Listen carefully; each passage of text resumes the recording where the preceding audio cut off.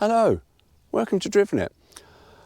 I'm out and about today, I think in Leicestershire or somewhere Nottinghamshire or somewhere north. I can't bloody remember, to be honest with you. I had to wake up at 4:30 this morning, so my mind is a little bit frazzled.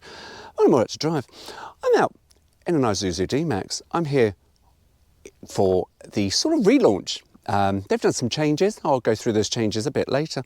And yeah, as you see, I've got a black D-Max behind me. Now, I do apologise if the camera is a bit wobbly. I was a bit of a idiot. I've left my tripod at home, so I'm with the bloody wonky stick. So that's why it's sort of a little bit wonky. Anyway, welcome. GoPro, stop recording. GoPro, stop recording. Oh, for fuck's sake, you miserable.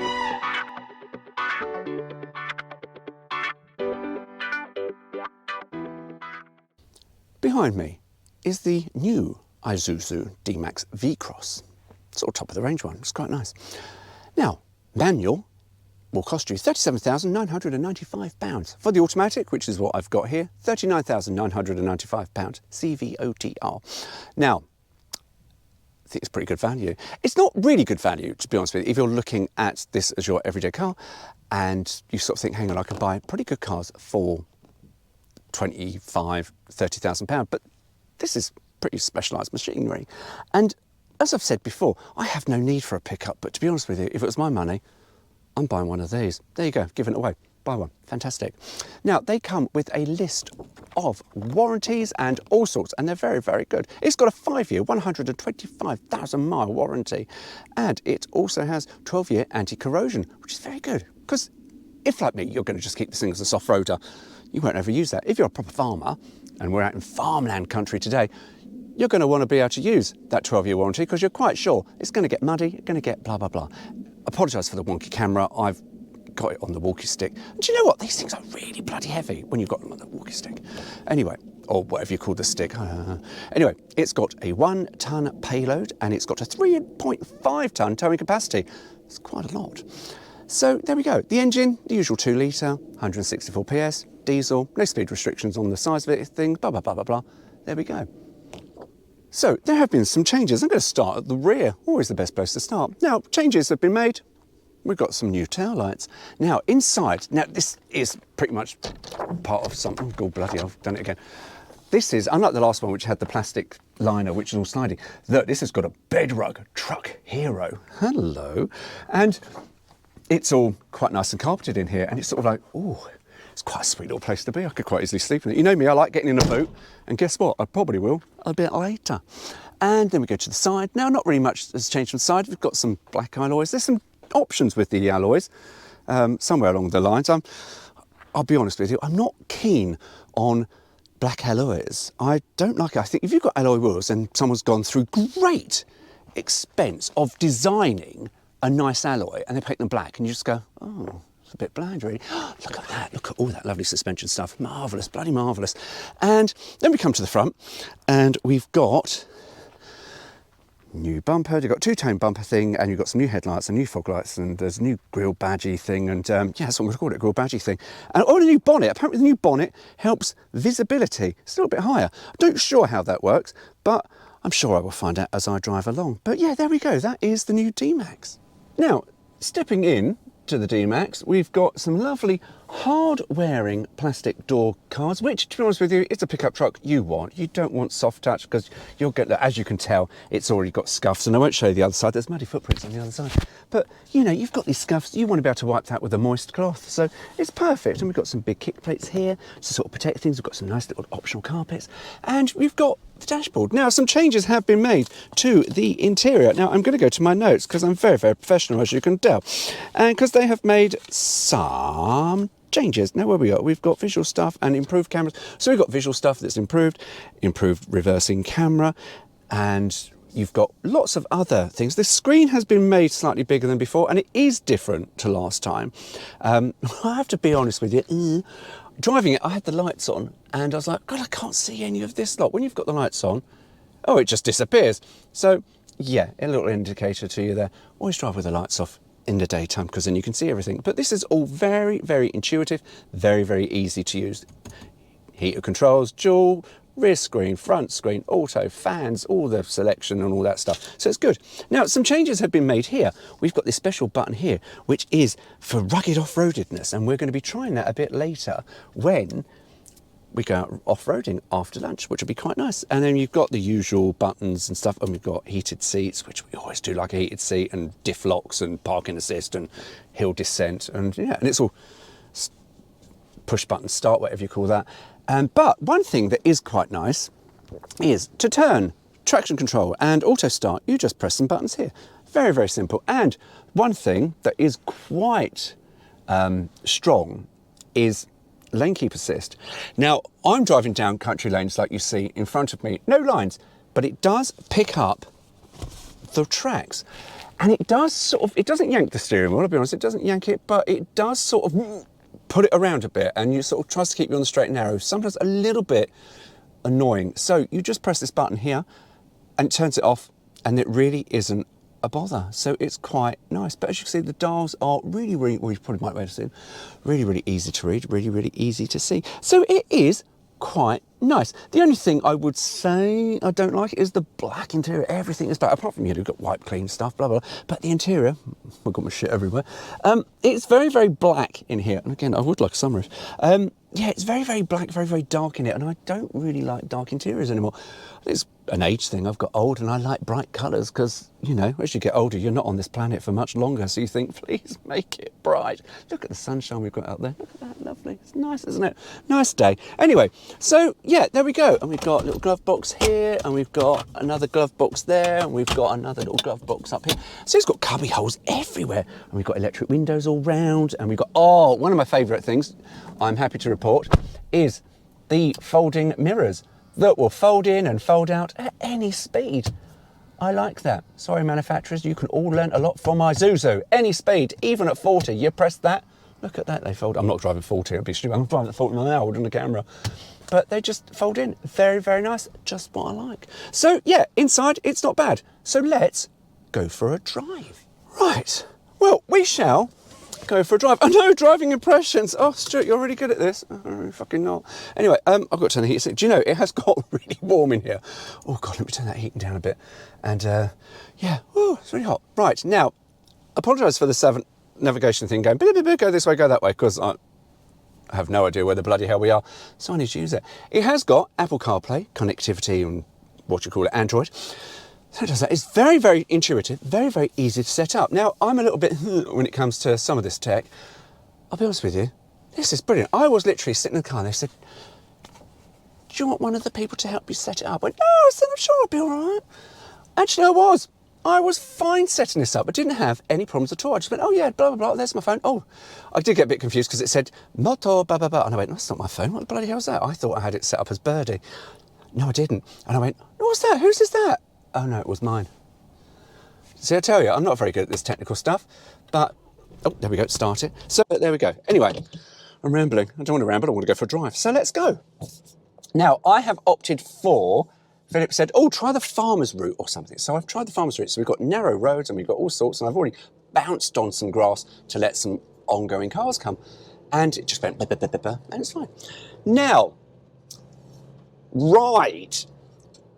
You're not going to get silky smooth in a pickup because it's going to be a bit joggly. Now, as you can tell from my last preview with using my phone and the stupid little thing stuck to the window, it was a bit rubbish and a bit bouncy. Hopefully this will be a little bit better because it's a proper GoPro with a proper stand thing. So I'm not holding it up, I've not got the stick in my hand. It does ride, as you would expect, a proper hardcore 4x4 off-road pickup to ride. And it does handle most of these horrible roads quite well. It doesn't transmit anything horrible into the cabin.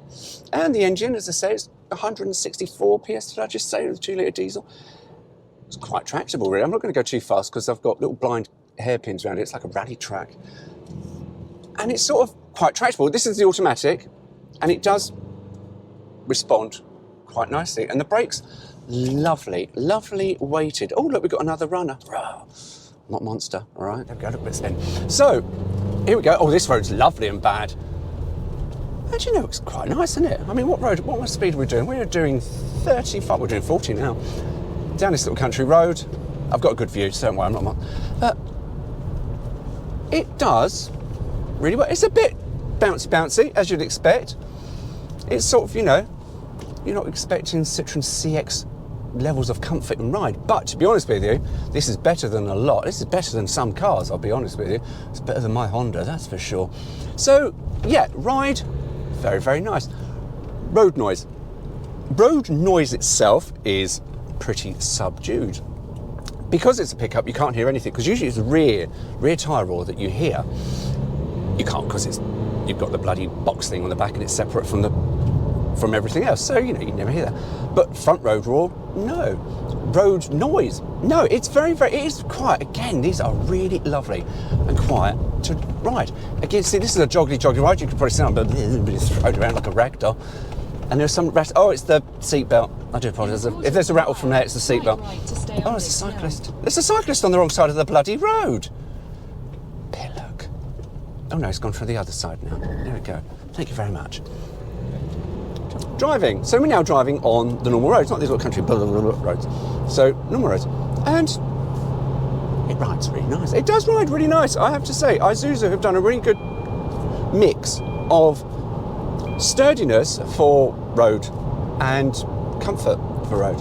So yeah, I recommend, you know, if you need £40,000 worth of vehicle, go for one of these. Now they have got, actually one thing I did read somewhere, it has got the lowest CO, I think they claim the lowest CO2 of any pickup. I think proper pickup, if you're looking at a small little pickup, you sort of go, well, yeah, they've got a stupid little engine. But out of a proper man pickup, or later pickup, depending on your type, it's got the lowest. So yeah, I don't. This is a lovely road, I have to say, Philip. Isuzu, well done. This is the farmer's route. Lovely route. Oh, one thing, I did check it because last time I moaned about it because I thought it was quite rubbish. Yeah, the horn. Again, the horn really could do with being a little bit stirred. Oh no, that person's going to let me go now. Oh, Christ's sake. The camera, just used the reverse camera. And they did say there's some improvements, and yes, there are some improvements. Thank you very much. They are, that is vastly improved, because before, not the best, but this time doesn't look like something that's come from the shop of dandy. Actually, looks very, very good. Very good quality. So yeah. So for your money, yeah, you can carry your 5 mates. Actually, no, you can't carry 5 mates. Well, you could carry 5 mates, I suppose. I mean, you carry 4 in here and then actually you carry more because you put a couple in the back and then just get in the back. It's carpeted on this one, as I've shown you, so you know, you thought, oh, that's nice. Nice and comfortable. Right, here we go. Now, I wasn't able to record anything off-road, but thankfully, Isuzu did give us some filmage of what happened on the day. And here we see Pat from TV Road Wars, who was my guide for the off-road section. Lovely man. We had such a giggle that thankfully I can't film it because what we were talking about, yeah, I probably really couldn't publish. It was really quite comical. Anyway, we've come to talk about the Isuzu's off-road capabilities, and I have to tell you, it is pretty vast. But before I tell you about its new feature, let me just run through some performance figures, because I got it slightly wrong, because I said it was a 2 litre. It's not actually a 2 litre. It's an 1898cc turbo diesel, and it has 164 PS at 3,600. So it's reasonably high for a diesel. But it does make lots of torque, 360 Newton meters between 2,000 and 2,600, and it will max out at 112. You won't do that off-road, but it will max out at 112. And in the Traffic Light Grand Prix, it will hit 62 in 13 seconds. Now, these figures are pretty much for the automatic. The manual, you can cut off point of some seconds. Now, fuel economy, it ranges, but mostly the combined, it does say between 31 and 32 miles to the gallon. Now, it has a 76 litre fuel tank, which will give you around about 500 miles of range, which is quite good. So you can do 500 miles or thereabouts off-road without thinking, bum, I need to find a fuel station. So it's pretty good. Anyway, back to the off-roading. Now, approach angles, departure angles are apparently quite important for those that do go off-roading. So the approach angles are 30.5 degrees at the front, and departing a 24.2 at the rear. Ground clearance is 230 millimetres from ground to the bottom of the axle. So there you go. Now, Isuzu were talking to us about this new rough terrain mode, which Pat did demonstrate to me when we were driving along just some of the slippery bits. I will be honest with you, you could feel something, but it wasn't apparent, not when you're driving normally. However, when you take it off-road, this thing was amazing, as you can see from this film by Isuzu. Now, they say the new rough terrain mode, an extended feature of the traction control system, the all-new rough terrain mode, RTM, helps to reduce wheel spin and allocate power to the wheels with the most grip. This is achieved by fine-tuning the throttle and rapidly applying the brakes to each spinning wheel. RTM can work in conjunction with differential lock in extreme conditions. Now, if you are looking at this video and there are some bits where it's going up the hill and you can sort of see the wheels spinning and you go, well, the wheels are spinning still. Well, of course, they've still got to spin slightly to drag its backside up the hill. But I will put a picture of the tyres. The tyres in this thing that we were driving around, they got literally clogged. These are not full off-road tyres. They are tyres that are quite comfortable on the road, as I've demonstrated previous to this. But it did drive itself quite nicely along the road, and you can't really go wrong with what it was trying to do. So yeah, the tyres were very clogged, and this mud was just disgusting. You would not want to walk across it. It was very slippery. But I was absolutely gobsmacked. I'll put it that way. There you go, gobsmacked. How this thing just dragged itself up these really wet, muddy, horrible hills. Now, coming down with all the descent stuff, you can see the wheels all locking up as it's sliding down, but it's going to slide because it cannot stop itself. Nothing could stop itself. You would walk up there with your spiky, muddy boots and you would literally slide down and fall flat on your face. So this thing did really amaze. I can tell you, when I had this one before on the road, loved it. I'm never, if I ever bought one of these, would never ever go to this extreme. But the fact that you can is incredible. So yeah, they are pretty amazing off-road. Now, the other thing they do, and there is a blue one within this film, and you can see it is literally just caked. Now, they have gone quite deep into the water splash.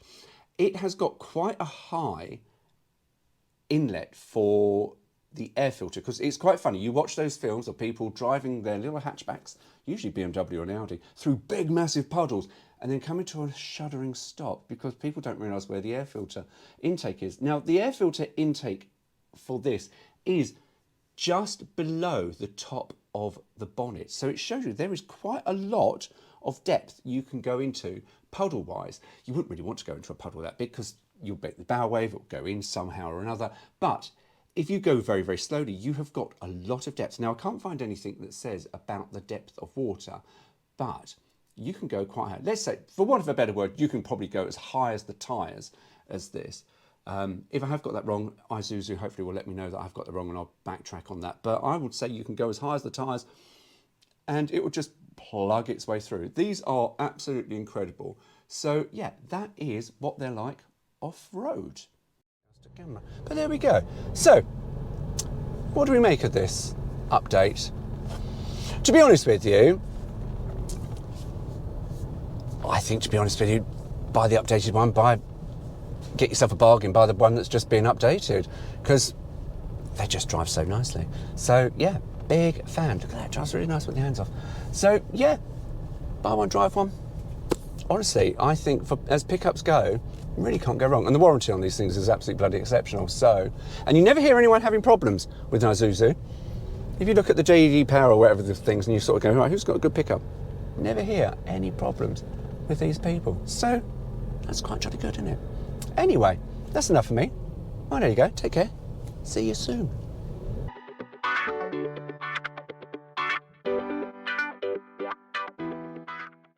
And I'm going to walk straight across some muddy bits. Look at that. I've got white shoes on and we're... Oh, I've got automatic wipers as well. They just sort of go whoop, whoop, for some reason. I really need a pickup. Do I need a pickup? No, I bloody don't. Do I want one? Yeah, I do. I want a pickup. I want a pickup truck. Maybe it's because I quite like watching The Fall Guy as a child. And he always had a pickup, didn't he? In a mile, slight left to stay on is on the right. I don't just have not bloody flushes. I'm beginning to sweat like you wouldn't believe. There we go. I thought I will need to have a bath later on tonight. I'm sweaty in the armpits. Yeah. Nice. So, new screen. I'm holding on the grabby sheet because I need to know what's going on. Do you know, my neighbours thought I was fucking mad. Now I think the people up here think I'm mad. Oh. Anyway, right. The updated. Let me make sure you can see that. Do you know this GoPro stop record? Oh, sometimes. Right. Behind me. I'm going to cheat. I'm going to hold it here so it looks like I know what I'm fucking doing. Good, isn't it? I couldn't believe it. I literally threw everything in the back of this thing. Got here, went tripod. I went, oh, I left my tripod at home. I haven't even left it in the car. It's at home. Idiot. I've got a small thing, but it doesn't hold the GoPro. It holds my phone. It's really, this hurts my wrist. Anyway, I'm going to start that all over again because that was dog shit. GoPro, stop recording.